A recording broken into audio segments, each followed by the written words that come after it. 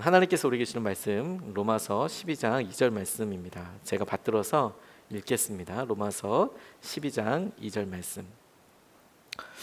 너희는 이 세대를 본받지 말고 오직 마음을 새롭게 함으로 변화를 받아 하나님의 선하시고 기뻐하시고 온전하신 뜻이 무엇인지 분별하도록 하라. 아멘. 하나님 말씀입니다. 오늘서부터 새로운 시리즈를 전하려고 합니다. 평범 이상의 삶이라는 존 오트버그 목사님의 책이 있는데, 그 책에 우리가 계속해서 안주하는 것을 뛰어넘는 도전들이 이렇게 있는데, 주님께서 제게 주신 숙제라고도 싶습니다. 그런데 가만히 생각해 보니까 이런 숙제를 목회자들만 갖고 있는 게 아니라 모든 어머니들이 공부해야 될 자녀들을 향해서 갖고 있는 마음이기도 하겠다는 생각이 들어요. 공부해라, 열심히 해라 이렇게 얘기하지만 어떻게 이게 변화될까요? 또 우리 같이 있는 직장에 있는 직원들이 어떻게 이야기를 하면 우리가 정신을 차리고 열심히 일을 하게 될까요? 그게 우리의 계속되는 마음이고 바람이고 방향이잖아요. 근데 우리 마음도 영적인 상황이 또 딱 그렇겠다는 생각을 하게 됐습니다. 어느 한순간에 우리가 너무 쉽게 그냥 제자리에 이렇게 안주하고 있는 형태를 갖게 되는 거죠. 아무렇지도 않게 그렇게 살아갑니다. 자, 군대 제대하고 나서 얼마 되지 않아서 예비군 훈련을 처음으로 받았을 때가 있습니다.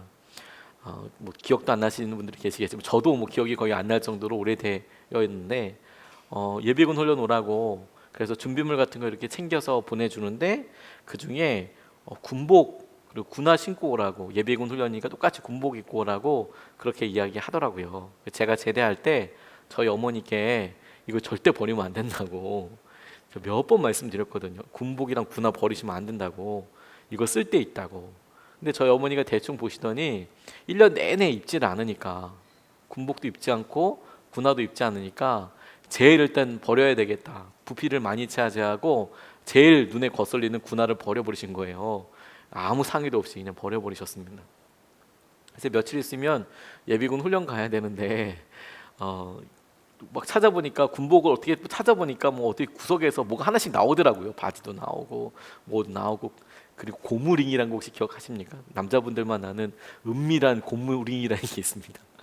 발목에다가 끼는 건데 고무링도 나오더라고요. 이렇게 잘 속에다 넣어놨더라고요.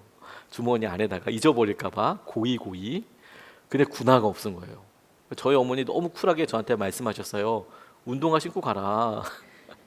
운동화 신고 가라 이렇게 말씀하시는 거예요. 괜찮다, 운동화 신고 가라. 아니 괜찮기는 괜찮은 거는 어머니가 결정하시는 게 아니고 그 예비군 훈련장에서 해야 될 텐데 군화 신고 가야 돼요. 어머니 어쩌시냐고 했더니 처음에는 기억이 안 나신다고 딱 발뺌을 하시다가 그거 뭐 버렸겠지 뭐 이렇게 말씀을 하시는 거예요. 한참 찾았는데 없어서. 그래서 정말 열심히 찾다가 진짜 운동화 신고 가야 되나 이런 생각을 했습니다. 사실 군대에 있었으면 상상도 못할 일이죠. 집합이 있는데 군복 입고 운동화 신고 가면, 와, 그날 아마 우리 고참들이 저 다 부를 수도 있어요. 예뻐해주기 위해서. 야, 너 진짜 발의 건강을 엄청 생각하는구나. 그리고 엄청 밤새도록 저를 예뻐해줬을 것 같아요. 근데 예비군은 또 잘 모르지 않습니까? 그래도 이건 아닌 것 같은 거예요. 그래서 결국에는 친구 거 빌려갔습니다. 친구 거 빌려달라고 전화해서, 야, 군화가 없는데 군화 좀 빌려줘. 사이즈 안 맞고 신고 가가지고 너무 힘들게 고생했던 것이 기억이 나요. 유니폼을 우리가 생각하면 이런 압박이 있죠. 다른 사람들 다 입는데 내가 안 입고 간다는 게, 군대에 있을 때는 말도 안 되는 일이기도 하지만, 제가 예비군을 그러니까 이거 그냥 좀 편안하게 하는 그런 것에도 제가 마땅히 입고 가야 될 옷, 신발 없으니까 적잖이 당황하게 되는 것을 떠올리게 됐어요. 그런데 우리가 세상에서 여러 기준들이 똑같이 그런 어떤 부담감을 느끼고 있다는 것도 하나님께서 보여주셨습니다. 우리가 사람들이 하는 것만큼 우리 스스로가 하지 못한다고 생각될 때 너무도 쉽게 우리 마음속에 부담감이 있는 거예요. 내가 다른 사람 다 하는데 하지 못하는 게 혹시나 잘못되고 있는 것은 아닐까? 혹시나 내가 뭔가 뒤처지는 것이 아닐까? 혹시나 내가 어떤 자격을 못 갖추고 있는 것이 아닐까? 이런 생각을 하게 되죠. 그런데 우리가 듣는 말은 온통 똑같은 말만 계속 듣거든요. 일주일 내내. 우리가 일주일 내내 새벽 예배든 이렇게 수요 예배 나와서 주님께서 믿음으로 하시는 말씀에 대해서 귀 기울이고 억지로라도 의지적으로도 시간과 노력을 쓰지 않으면 어쩌면 일주일 내내 똑같은 말과 아침서부터 저녁까지 계속 반복해서 들을 수도 있어요. 세상의 방법과 식에 대해서, 돈에 대해서, 살기 위해서 어떻게 해야 되는지에 대해서. 믿음이란 얘기는 들어보지를 못하고 살아가게 되죠. 오히려 그 믿음이, 신뢰가 사람들에게 웃음거리가 되기도 하고, 그렇게 드는 것이 너무 자연스럽게 젖어들어서 TV든 우리가 보는 모든 미디어들에서 이렇게 이야기하니까요. 그래서 우리가 믿음 생활을 한다고 할 때 이게 내가 뭔가 뒤처져 있는 것 아닌가? 이게 올드한 스타일인가? 이런 생각을 하기도 하죠. 제가 큐티 하다가 그 큐티 책에 나와 있는 간증 중에서 굉장히 저에게 인상 깊게 들렸던 간증 하나가 있습니다. 어떤 분이 분당에서 비교적 부유한 동네에 위치한 임대 아파트를 분양 받으셨대요. 분당에 3년째 살고 있더랍니다. 처음 입주했을 때는 진짜 너무 좋았대요. 학군도 비교적 좋고 좋은 사람들이 많이 모여 있어서 좋고 그렇기도 한데, 그런데 깨끗하고 넓은 집에서 사니까 또 너무 좋고, 그런 생각을 하고 하는데 잠시 드라는 거예요. 임대 아파트에 사는 아이들과 같은 학교 다니는 그런 사람들이 또 있는데, 그 사람들은 주위에 아주 부자 아파트나 뭐 이런 데 있으니까, 그러니까 이 동네 분위기가 임대 아파트 다니는 분들이랑 같은 교회나 같은 학교나 유치원이나 이런 데 잘 안 다니려고 하더래요. 저는 이 글 읽을 때 그럴 수도 있나라고 생각했는데, 실제로 얼마 전에 저희 교우분 중에서 분당에서 그렇게 교사 생활하시는 분한테 들어보니까 진짜 그게 큰 숙제라고 하더라고요. 그쪽으로 안 가려고 한다는 거예요. 임대 아파트 아이들이 있는 학교에서 전학을 옆으로 이렇게 가고 한다고 그러더라고요. 저 깜짝 놀랐습니다. 근데 이분 그렇게 들어가니까 다른 엄마들이 이제 자기에게 맞춰서 여러 이야기 권면을 해주시는데, 아이들 교육에 투자해야 한다, 많이 힘써줘야 한다 이렇게 얘기하면서 아이 태권도 학원에도 좀 다니고 발레 학원에도 좀 다니고 미술 학원이나 이런 데 좀 다녀야 되지 않겠냐, 그건 뭐 특별한 게 아니라 다들 하는 거다 이렇게 이야기하더라는 거예요. 그러니까 마음이 너무 이제 쫄리는 거죠.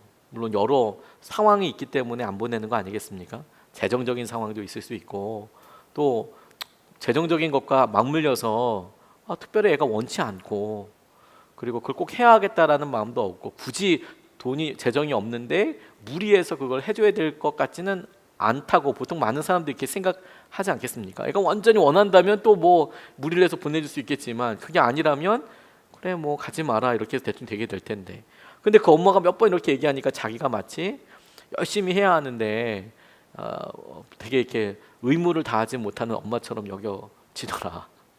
다 이 정도는 다 해야 되는데 얘가 이 엄마 만나서 공부도 못하는 것 같고 뭔가 해야 되는 것도 자격도 못 맞추는 것 같다. 마치 제복에 신발 갖춰 입지 않는 것처럼 그런 느낌이 드는 것처럼 이렇게 이야기하시더라고요. 자존심 너무 상하더라고. 책임감 없는 엄마라고 비난받는 것 같아서 너무 힘들더라고. 그래서 이분이 큐티하다가 오늘 본문 말씀을 붙잡으셨대요. 로마서 12장 2절 말씀을 보다 보니까 이 세대를 본받지 말고 오직 마음을 새롭게 함으로 변화를 받아 하나님의 선하시고 기뻐하시고 온전하신 뜻이 무엇인지 분별하도록 해라 라고 이렇게 이야기하는데, 하나님께서 우리에게 주신 복이 있고 하나님께서 우리에게 주신 놀라운 약속이 있는데 그 복과 은혜에 대해서 감사하지 못하고, 뿐만 아니라 자기의 연약한 것을 그냥 드러내지도 못하고 그대로 평가하고 있는 것에 대한 부끄러움이 들더래요. 그리고 크고 화려한 집에 살면서 자기 방에 있는 친구나 혹은 해외여행 갔다 온 친구들, 이런 부러워하는 것에 애들이 이렇게 말할 때도 너무 쉽게 거기에 대해서 가만히 있는 자기의 모습을 보면서 내가 믿음으로 더 살아야 하는 거구나, 오히려 믿음으로 이야기해 줘야 하는 거구나, 스펙으로 결정되는 거 아니고 하나님께서 하신 은혜로 결정되게 하시겠다. 정말 그럴 거라고 저는 믿습니다. 사람들은 스펙 때문에 산다고 이야기하지만 사실 사람은 스토리로 결정이 되거든요. 어떤 믿음의 역경과 그것을 어떻게 넘어왔는지, 그게 굉장히 중요한 통로가 되거든요. 오늘 본문 말씀이 바로 그 부분을 우리에게 강조해 준다고 생각하고 있습니다. 우리가 지금 본받으려고 하는 세상에서 우리가 지금 아둥바둥하고 있을 때 잠시 속도와 우리의 방향을 잠깐 점검해 보면서 이게 맞는 걸까? 이게 지금 잘 가고 있는 걸까?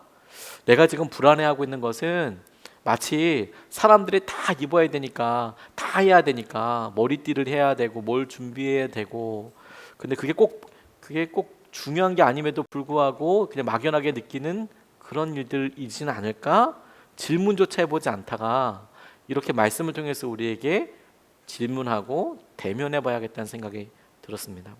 오늘 본문 말씀 다시 한번, 너희는 이 세대를 본받지 말고 오직 마음을 새롭게 함으로 변화를 받아 하나님의 선하시고 기뻐하시고 온전하신 뜻이 무엇인지 분별하도록 하라. 분별하도록 하라. 세상을 본받아 살아가는 우리에게 하나님께서 가끔 기회를 주십니다. 가끔 기회를 주십니다. 사실 기회를 많이 주죠. 아까 모두에도 말씀드렸듯이 아이가 공부해야 될 때 공부하지 않는 것처럼 여겨지면 엄마들의 소원이 무엇입니까? 어떻게 말해야 얘가 이걸 알아차리고 마음이 변화될까? 이런 생각을 저희 집만 하는군요. 그렇게 왜 변하지 않을까? 왜 말을 할까? 2번, 3번, 4번, 100번, 1000번 이야기하죠. 그러면 싫어하죠. 그러면 싫어해요. 그렇다고 포기합니까? 또 얘기해요. 아마 부모라면 포기하지 않고 계속 이야기할 거거든요. 주님께서 우리에게 마음의 변화에 대해서 사실 굉장히 얘기를 많이 하실 거라는 생각이 들었는데 어떻게 말씀하며 우리가 그거 한 번에 알아차릴까요? 모든 부모, 모든 엄마들이 갖고 있는 그 아픔을 사실 하나님이 먼저 가지고 계셨더라고요.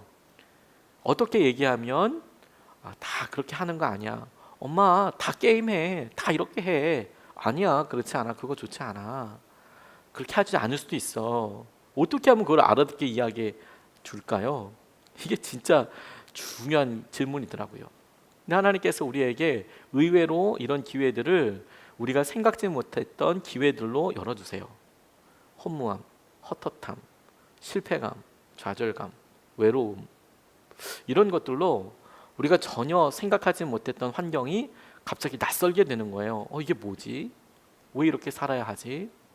이게 무슨 의미가 있지? 내게 있어서 이런 것들이 왜 어떤 의미와 가치를 갖게 되지? 이런 일들이 정말 우연찮게 화살처럼 날아와서 우리의 마음에 꽂힐 때 우리에게 있어서 내가 지금 있는 위치를 알게 되는 경우들이 너무 많더라고요. 여러분은 추석 때 어떠셨습니까? 친구들 혹은 사랑하는 사람들 만나면서 즐겁고 행복한 시간을 보내지만 오히려 그럴 때 비수처럼 날아와서 삶의 의미들을 묻게 되더라고요. 연로하신 부모님 뵙고 우리 부모님의 마지막에 대해서 떠올리게 되고, 그럴 때 오는 아쉬움과 죄송함 뿐만 아니라 우리의 마지막도 생각하게 되고, 또 친척들 가운데 있었던 좋은 일, 이런 일들 통해서 우리 마음속에 있는 은근한 기준들이 다 드러나게 되더라고요. 실패나 좌절이나 이런 일들 통해서 어느 날 우리가 마치 몸에서 영혼이 쑥 벗어난 것처럼 지금 살아가고 있는 우리 모습을 이렇게 봐요. 그런 의미에서 우리가 고통스럽다, 외롭다, 힘들다, 허무하다라고 생각하는 바로 그 순간이 하나님께서 우리에게 수없이 마음을 고쳐야 된다, 고쳐야 된다, 고쳐야 된다 말씀하시다가 조금 더 알아차릴 수 있는 충격과 세기로 우리에게 말씀하시는 기회다라고 생각하게 됐어요. 하나님께서 이런 기회로 우리에게 이끌어 주시는 거구나. 사실 사람 마음 변하는 게 굉장히 단순하게도 변하거든요. 그런데 큰 충격으로도 변하지 않는 경우들도 많아요. 그런 의미에서 마음 하나 변하고 이런 것들에 대해서 우리가 진정 무엇을 원하는지, 어떻게 해결되겠는지 그걸 기대하고 나아가는 게 너무너무 중요하겠다고 생각하게 됐어요. 미국의 대공황 때 미국 사람들은 가장 어려웠을 때 시대를 대공황으로 생각하더라고요. 그때가 제일 힘들었다. 우리가 IMF 이야기할 때처럼 미국 경제 정체가 막 힘들어서 실업자뿐만 아니라 뭐 자살이나 뭐 이런 일들이 엄청 많았을 때, 전체 미국 경제가 붕괴되고 있을 때 새로운 직장이 난다는 거 쉽지 않죠. 사람들이 수백만 명씩 다 그 직장을 잃고 있는 그때 새로운 직장에 들어간다, 새로운 직장이 생긴다, 없지는 않을 테지만 그게 진짜 하늘의 별따기겠죠. 근데 월터 합이라는 사람이 약국에다가 뉴욕에만 393개의 체인점을 가진 약국에 393통의 편지를 보냈대요. 그러니까 전부 다 보낸 거죠. 약국이 그렇게 뉴욕에 체인점을 갖고 있는데 거기 전부 다 보냈대요. 내가 약국에서 성실하게 일하겠습니다. 저에게 기회를 주십시오. 저에게 기회를 주십시오. 그렇게 뭐 한 400통 가깝게 보냈는데 단 한 통도 답장이 없더래요. 단 한 통도.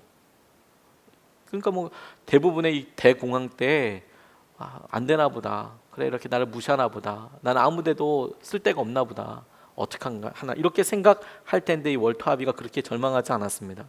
오히려 더 적극적인 방법으로 나섰대요. 어떻게 했느냐? 직접 입사 지원서를 들고 약국에 찾아갔대요. 나를 뽑아달라고. 그동안에는 그 편지로 자기가 보냈는데 그쪽에서 뽑는다고 한 것도 아닌데 보냈다가 이제 아니라 내가 직접 찾아갔대요. 직원에게 자기를 소개했답니다. 저는 월터 합이라는 사람인데 이렇게 소개하니까 이 담당 직원이 웃으래요. 밝은 미소를 지으며 그를 맞더래요. 그리고 이렇게 이야기하더랍니다. 선생님이 찾아오실 줄 알았습니다.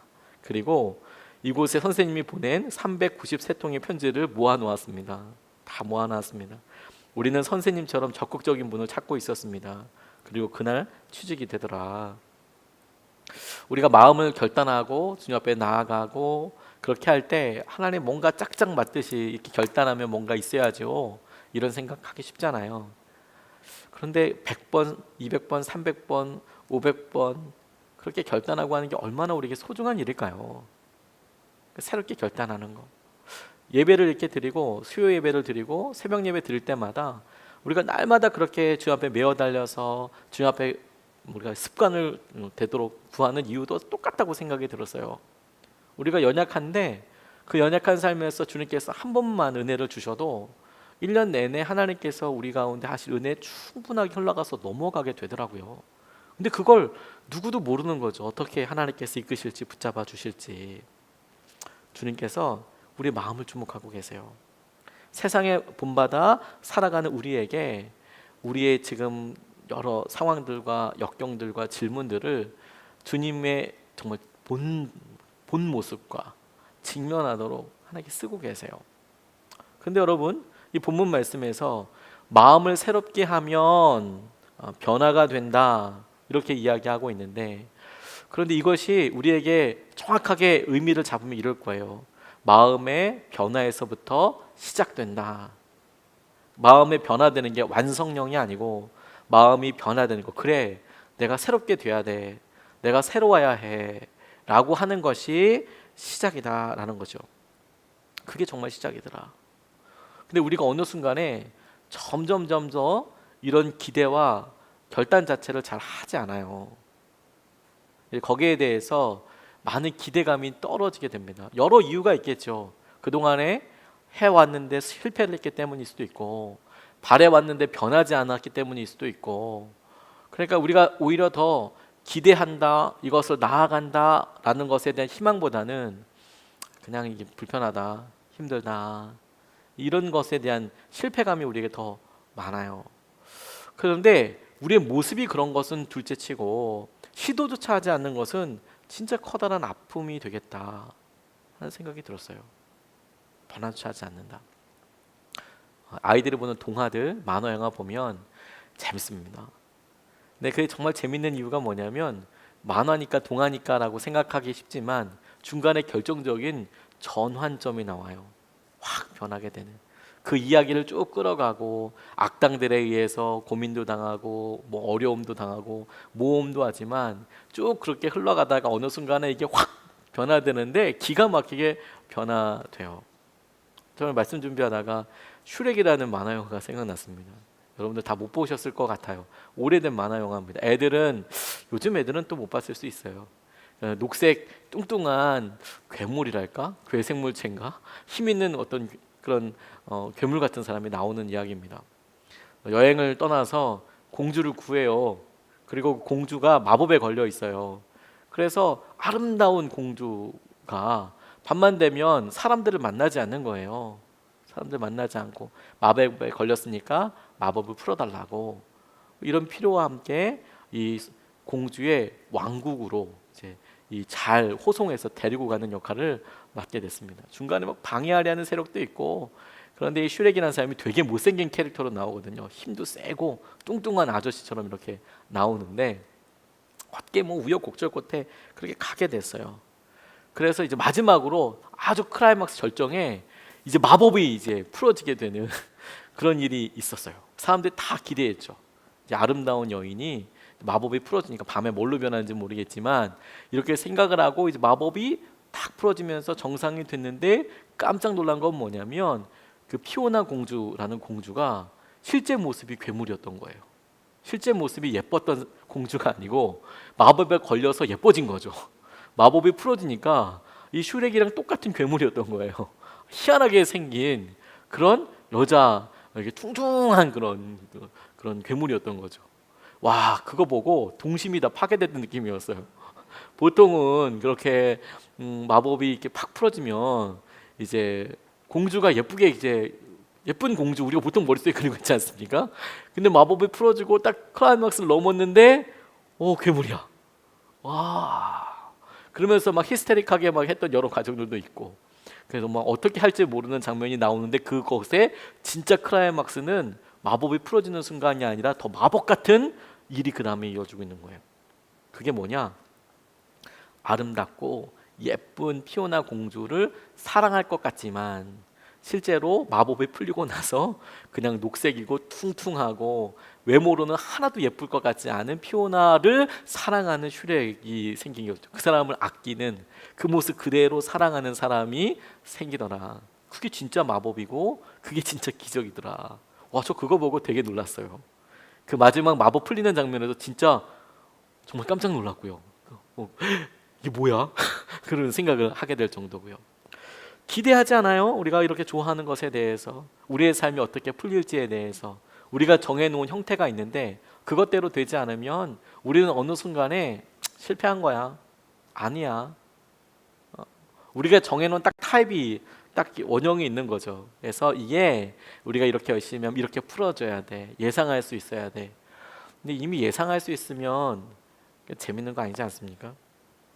오히려 주님께서 우리에게 오셔서 이와 같은 전환점이 있다고 말씀하실 때 우리 삶에 우리가 지금까지 해왔던 것들로 설명할 수 없는 어떤 변화, 전환점이 있다. 그리고 이제 우리가 살피는 거예요. 주위에 사람들은 어떻게 변했나.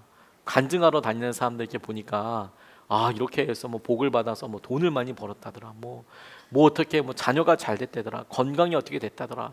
이런 이야기 듣고 우리 모습도 거기에 비춰서 나도 그럴 거야라고 생각할 수 있지만 그렇게 생각하다가 기도해도 안 이루어졌네. 그러면 나도 아니네가 아니라 하나님께서 우리에게 꿈꾸시는 것은 전혀 다른 방법과 다른 결론일 수도 있지 않겠습니까? 그러니까 우리가 하나님께서 우리에게 말씀하신 복음의 결론대로 우리가 변화되고 새롭게 된다는 것에 대해서 포기하기에는 너무너무 일찍인 것이죠. 그리고 너무너무 다른, 너무너무 아까운 표현들이 될 거예요. 하나님께서 우리를 포기하지 않으셨거든요. 신방을 하다 보면 평범한 사람이 아무도 없다는 것을 할 때마다 느끼게 됩니다. 참 대단하시다는 생각을. 제가 진심으로 우리 성도님들을 정말 존경하거든요. 신방을 하다 보면 그 자리에서 그 위치에서 대단한 싸움과 대단한 믿음을 쓰고 계신다라고 전 정말 믿어요. 참 대단하시다. 그런 의미에서 참 최고의 사람이라는 생각이 듭니다. 그렇게 믿음으로 쓰고 있는데 주님께서 이렇게 믿음을 쓰시게 하는 이유가 뭐냐면 영원한 영광스러운 주님의 형상을 닮아가게 하고 있는 거거든요. 그 자리에서, 그 모습에서 사실 그렇게 하고 계시는 거거든요. 근데 본인이 그렇게 생각하지 않아요. 그렇게 그것이 믿음이라고 생각하지 않아요. 자기가 어떤 믿음으로 지금 살고 있는지, 어떻게 하고 있는지, 제가 그분의 삶에 대해서 대단하다고, 참 놀랍다고 이야기해 드려도 뭐 더 이상 변화될 것에 대해서 꿈꾸지 않으세요. 그렇지 않습니다. 주님께서 우리에게 새 마음, 우리가 새로운 변신과 새로운 것에 대한 기대감에 대해서 주님께서 이끌어가고 말씀하고 계세요. 우리가 예수님의 사람들 교회에서 우리가 믿음으로 도전받은 것이 저는 딱 그와 같다고 싶어요. 우리가 그동안에 알고 있었던 교회의 모습과 우리가 그동안에 교회란, 그리고 선한 목적회라는 좋은 교회에서 우리가 여러 가지 것을 누리면서 생활하면서 우리가 진짜로 의지하고 있었던 게 뭘까? 우리가 진짜 기적이라고 생각했던 것들은 뭘까? 우리가 진짜 믿음이라고 사용했던 것들은 뭘까? 뭐가 채워지는 것을 믿음이라고 할까? 그런데 다 갖추어지고 다 누릴 수 있을 때는 잘 몰랐어요. 그런데 그런 것들이 정말 거짓말처럼 싹 없어지고 나니까 무엇이 정말 가치 있는 것인지, 날마다 똑같은 일에 헌신하고 순종한다는 게 얼마나 놀라운 열매를 갖게 되는 것인지, 날마다 기도하는 것들이 기도만 하는데 그게 뭐야? 티도 안 날 정도로 아주 많은 사람들이 집회하고 예배했을 때 내가 왔나 안 왔나도 모를 정도의 집회에서 별로 감흥 없다가 새벽에 한 번 보면 다 셀 수 있고 자동으로 출석이 불러지는 이런 환경에서 날마다 기도하고 날마다 기도밖에 안 했는데 하는 일은 똑같았는데 하나님께서 하시는 일들이 놀랍게 다르더라. 그 차이를 명확하게 보게 하는 거죠. 마음을 새롭게 해서 도전하게 하는 것. 저는 믿습니다. 그래서 우리의 마음이 변화된다면 우리의 마음을 새롭게 결단하는 것을 통해서 우리의 끝이 우리가 상상할 수 없었던 것들로 완전히 변해가고 있다. 그것이 아직도 이루어지고 있다라고 저는 정말 믿어요. 그냥 우리 교회가 원 오브 댐처럼 많은 것들 중에 하나, 그리고 저와 여러분들의 삶이 많은 신앙생활을 했던 사람들 중에 어떤 사람으로 머물게 된다면 너무 허무할 것 같아요. 저희 개척하기 전에 그거 진짜 열심히 기도했거든요. 하나님, 우리나라의 교회가 이렇게 많은데 이 많은 교회들 중에 그냥 하나인 교회, 그런 건 원치 않습니다. 하나님, 우리 교회가 무디고 더뎌도 설사 우리가 좀 어리석고 우리가 좀 주님 보시기에 뭔가 좀 능력은 없어 보여도, 하지만 늦게 깨우칠 수는 있어도 시간이 걸릴 수는 있어도 주님께서 보시기에 야, 이건 진짜 니들밖에 못하겠다, 야 니들 진짜, 그렇게 생각할 수 있는 유니크한, 아니 그런 온리 딱 하나, 주님만 정말 사랑하는 그런 교회가 되게 해주십시오. 다 그런 교회가 되게 해주십시오. 마음 하나 붙잡았는데 하나님께서 거기에 대해서 이끌어 가시고 붙잡아 주시는 거더라고요. 그래서 여러분, 이 본문 말씀은 우리의 마음을 독려하시고 주목하고 계세요. 너희 마음은 어떠냐 라고요. 그래서 이렇게 마음의 변화로 당신께서 우리에게 주실 은혜도, 우리가 누리게 될 축복도 말씀하고 계시더라고요. 오늘 본문 말씀을 다시 보면 로마서 12장 2절 말씀인데요. 너희는 이 세대를 본받지 말고 오직 마음을 새롭게 함으로 변화를 받아 하나님의 선하시고 기뻐하시고 온전하신 뜻이 무엇인지 분별하도록 하라. 마음을 변화를 받아서 새롭게 되면 하나님의 선하시고 기뻐하시고 온전하신 뜻을 분별하게 된대요. 이거 정말 놀랍지 않습니까? 하나님의 선하시고 온전하시고 기뻐하시는 뜻을 알게 된대요. 마음이 변화되면. 우리가 하나님의 선하신 뜻과 기뻐하시는 뜻, 온전한 뜻을 모르는 이유는 뭘까요? 예전의 모습으로 변화되지 않은 마음으로 보고 있기 때문에 그래요. 근데 우리 마음이 변화되고 주님께서 행하신 은혜에 대한 갈망으로 보게 되면 하나님께서 우리에게 처음부터 갖고 계셨던 선하시고 온전하시고 기뻐하시는 뜻을 우리가 분별하게 된대요. 우리가 주님께서 우리에게 예비하신 것이 정말 많을 텐데 그것을 많이 누리지 못하는 이유는 한 가지밖에 없겠구나. 우리의 마음이 거기에 따라가지 못하는 것이죠. 모세가, 하나님께서 모세에게 나타나셨을 때 이스라엘 구원하라고 말씀하셨어요. 어떻게 해요? 라고 물을 때 질문하는 모세에게 네가 이곳에서 백성들을 데리고 나와서 나한테 예배 드리는 것이 증거가 될 것이다, 이렇게 얘기하셨습니다. 사실 그건 엄밀하게 얘기했을 때 증거라고 이야기해야 되나 싶을 정도예요. 왜냐하면 지금 어떻게 구원하겠습니까? 라고 물었어요. 자기의 능력에 대해서 이야기할 때 예수님은 미래 일에 대해서 말씀하셨어요. 네가 나랑 같이 가서 그리고 그곳에서 사람들을 구원해서 이곳에 와서 예배 드리는 것이 증거가 될 것이다. 이 증거라는 것은 사실 다분히 그 어떤 일이 있었기 때문에 생겨나는 결과, 과거에 있었던 무엇인 거거든요. 그런데 이걸 미래에 있을 어떤 것을 증거로 이야기하시면 참 진짜 난감하죠. 근데 모세에게 그런 식으로 말씀하시면서 덧붙여서 이렇게 말씀하셨어요. 나는 스스로 있는 자다. 그 말을 지금으로 풀어서 이야기하면 이렇습니다. 나는 나다. 나는 나야. 너는 내가 누군지 알지. 너희들 알다시피 나는 나다. 나는 하나님이다. 내가 하나님으로서 할 여러 일들을 보여주겠다. 이렇게 말씀하실 때 그 하나님이 누구신지, 하나님께서 어떻게 일하시는 분이신지에 대해서 알고 신뢰할 수 있는 만큼 나는 나야 라고 말씀하시는 하나님의 능력도 경험할 수 있게 되는 것이죠. 우리가 평생에 주님께서 우리에게 선하시고 기뻐하시고 우리에게 온전하신 뜻을 알게 하실 때 우리가 잘 모르고 의지하지 못하는 것이 하나님 향한 우리의 변화와 마음이 없기 때문이라는 생각이 들었어요. 이런 영적인 성장과 변화 우리에게 꼭 필요하거든요. 마음이 변화되고. 그런데 우리가 이제 앞으로 한 10주 정도 넘게 변화에 대해서 우리의 삶의 여러 질문들에 대해서 생각하게 보게 될 때 우리가 말씀으로 그래 우리가 한순간에도 변할 수 있지 라는 생각과 함께 동시에 가져야 될 것 한 가지가 뭐냐면 사실 성장과 성숙에 있어서 중요한 것은 날마다 반복되는 훈련이거든요. 그러니까 우리가 너무 무슨 무협지 같은데 예전에 보니까 꼭 무협지 같은데 보면 어느 날 무공 비급 같은 거 갑자기 확 발견하고 무슨 약 같은 거 발견해서 사람이 한순간에 확 변하고 이런 이야기들을 많이 해요. 우리도 사실 그런 상상을 합니다. 사실은 그렇지 않습니다. 날마다 변하고 날마다 그렇게 했더니 어느 순간에 전혀 변화되어 있는 자기의 모습을 보게 되는 거거든요.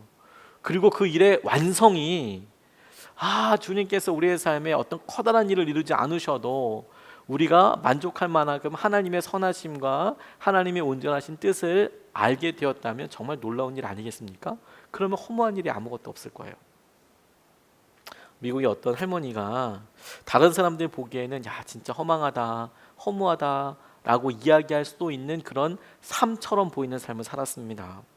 이분이 시립 요양병원에서 그렇게 있었는데 이 병원이 규모가 큰데 인력이 부족하고 그러다 보니까 무력하고 외로운 상태로 죽음을 기다리고 있는 분들이 많이 계셨대요. 과다 수용되어 있는 그런 상태였대요, 미국에서.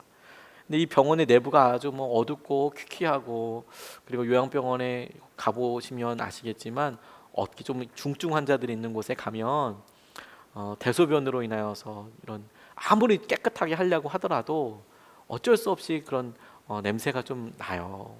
그러니까 많이 힘드신 분들 이렇게 가면 자기 운신이라도 하실 수 있는 분들이면 조금 난데 그러면 옆에서 이제 보호사들이 도와주시면서 깨끗하게 정리를 해드리는데 그런데 이제 정말 힘드신 분들은 이게 아무리 하려고 하더라도 쉽지 않죠. 그 시기 맞추는 게 정말 쉽지 않아요. 그런 분들이 많이 있는 거죠. 근데 어떤 목사님이 4년 동안 매주 그 병원을 가는데 근데 그곳에 좋아하지 않고 또 그 병원에 나올 때면 늘 안도감을 느낄 정도로 그게 적응이 안 되고 힘드시더래요. 근데 어느 날은 처음 가본 복도가 있는데 그 복도가 제일 중증 환자들이 이제 모여 있는 그런 곳이더래요. 최악의 상태들만 있는 곳. 이 침상이나 휠체어에 있는 환자들이 그렇게 무기력해 보이더래요. 거기 들어가 보니까. 근데 그 복도 끝에 휠체어를 앉은 한 할머니를 마주하게 됐는데 야 그분이 이 발렌티어로 자원봉사하고 있는 분이 보았던 그 병원에 있었던 가장 어떻게 해야 되나 싶을 정도로 이렇게 되는 그런 할머니를 마주치게 됐답니다.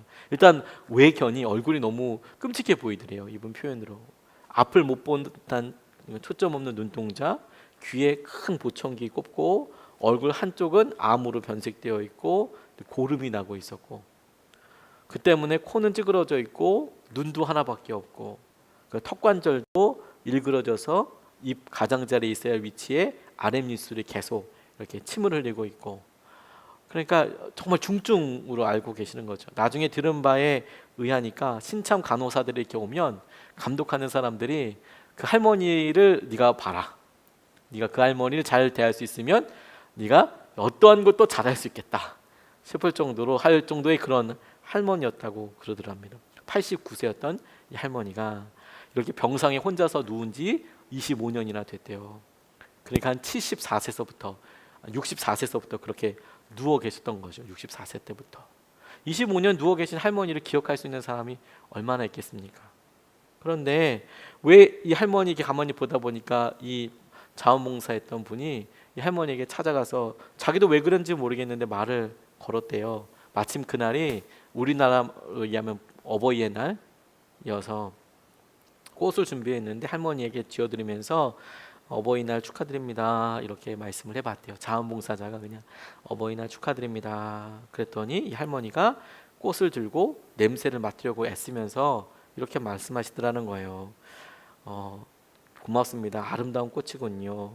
그렇지만 다른 사람한테 줘도 될까요? 나는 눈이 멀어서 보지 못하니까요. 당연히 그러시죠. 이렇게 이야기했더니 휠체어를 앉히고 나서 이 할머니가 원하는 대로 이렇게 끌고 가 보니까 한 사람 찾은 다음에 멈춰서 이야기하더래요. 이거 받으세요. 예수님께서 주시는 거예요. 이렇게 말씀하시더라는 거예요. 그래서 이분 되게 독특하다. 이분도 예수님 자원봉사자도 예수님을 믿는 분이었는데 이분이 이렇게 할머니가 이렇게 하는 걸 보고 자기가 너무 감동을 받아서 할머니 사연을 물어봤더니 이 할머니가 작은 농장에서 태어나 어머니가 돌아가실 때까지 함께 그 농장을 운영했대요. 결혼하지 않고. 기억해 준 사람 당연히 없겠죠. 어머니가 돌아가신 후에 1950년까지 혼자서 운영했대요. 혼자서 그러니까 이제 미스에서 농장을 계속 하다가 그렇게 했으니까 역시 뭐 기억해 준 사람이 많지 않겠죠. 그런데 앞을 못 보게 되고 병들어서 요양병원에 보내졌대요. 그리고 25년 동안 혼자서 그렇게 연약해지고 약해지고 있는데 눈도 귀도 암도 또 재발게 되고 그러니까 뭐 두통 요통부터 시작해서 모든 병은 뭐 다 이분한테 다 있는 거죠. 25년 동안 요양병원에 그렇게 있으니까 오히려 25년 동안 거기서 사셨다는 게 참 놀라울 정도로 그런 일을 겪고 계신데 방에 있는 사람들도 보니까 그 할머니가 계신 방에 4사람이 있는데 3사람은 우리 식물인간으로 신음소리만 내실 수 있는 분들이랑 같이 있으셨다는 거예요. 같은 부류로 이제 분류가 되는 거죠. 그러니까 대소변 다 받아내고 하다 보니까 이 냄새도 장난이 아니고 그렇게 됐는데 이 할머니랑 그 기회가 돼서 계속 4년 동안 자원봉사하다가 이 3년, 그러니까 1년 지나고 3년 때 계속 3년 동안 만났는데 너무 큰 도전을 받게 되었다는 거예요. 자기가 이렇게 봤을 때 이분에게 남아있는 게 아무것도 없는데 재산도 그다음에 뭐 자기를 알아주는 사람도 건강도 심지어 귀도 안 들리는데 찾아뵐 때마다 아주 반갑게 받아주실 뿐만 아니라 할머니께 이제 성경을 읽어주시면 중간에 그걸 가만히 생각하시다가 그걸 따라서 외우시더래요. 옛날 기억을 되살리셔서. 그리고 자기가 찬송을 이렇게 부르실 때도 따라 이렇게 부르시다가 어느 날 자기가 잠깐 쉬면 그 다음을 자기가 외워서 불러주시고 그렇게 하시더라는 거예요.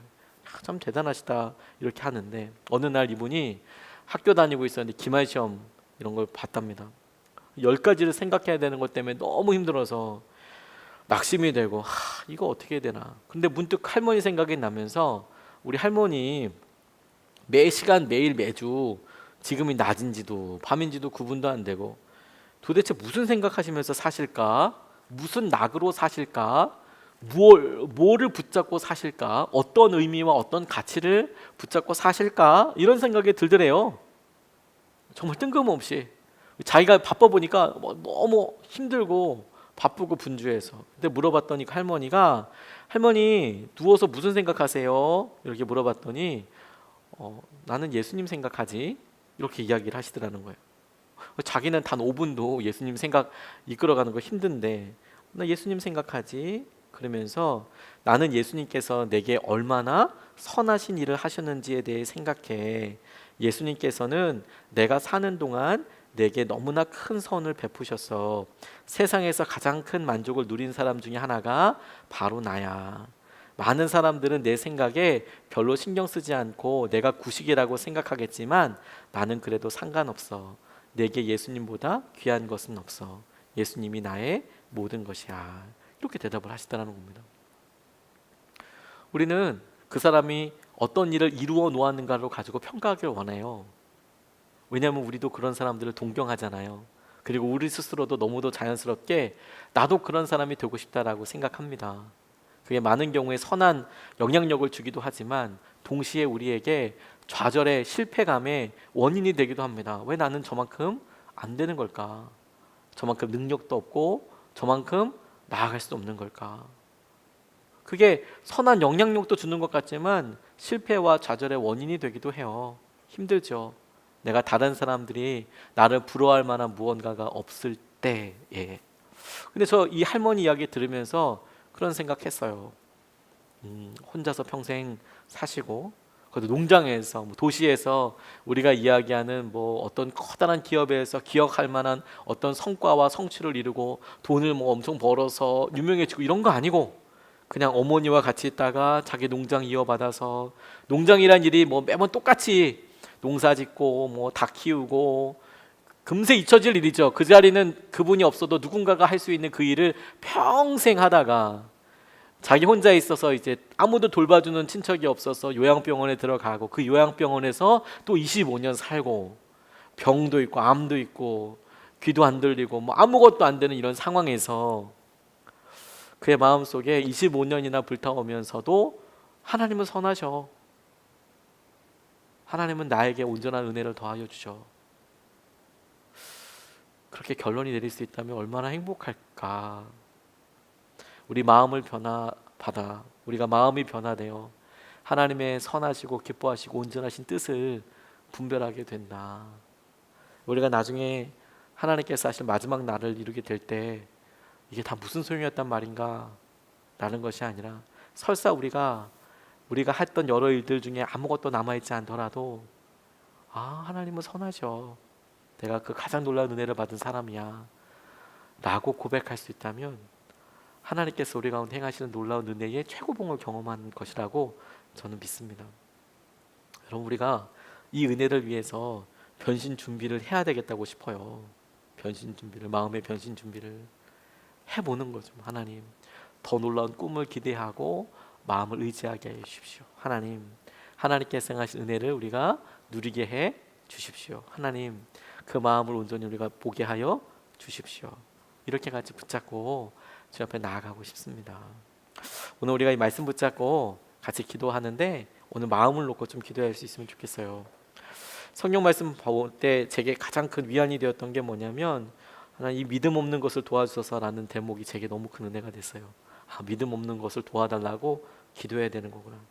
마음이 변화되게 해달라고 기도하는 것도 되게 중요한 거구나.